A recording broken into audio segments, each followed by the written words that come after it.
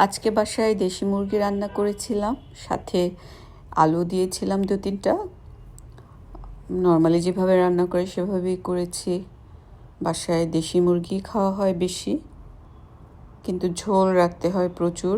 আমার বড় ছেলের ঝোল লাগে, গরুর গোশত হোক মুরগির গোশত হোক, তার ঝোল খুব বেশি প্রিয়। তো পানি দিয়ে দিয়েছিলাম, যেহেতু 2টা মুরগি ছিল, আর সিদ্ধ করেছি খুব ভালোভাবে। তো পানি দিয়ে ঢেকে দিয়েছিলাম।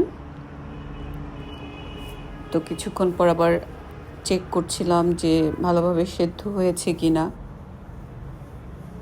দেশি মুরগির স্বাদ একদমই আলাদা, মজা লাগে খেতে। তো সেদ্ধ হচ্ছিল।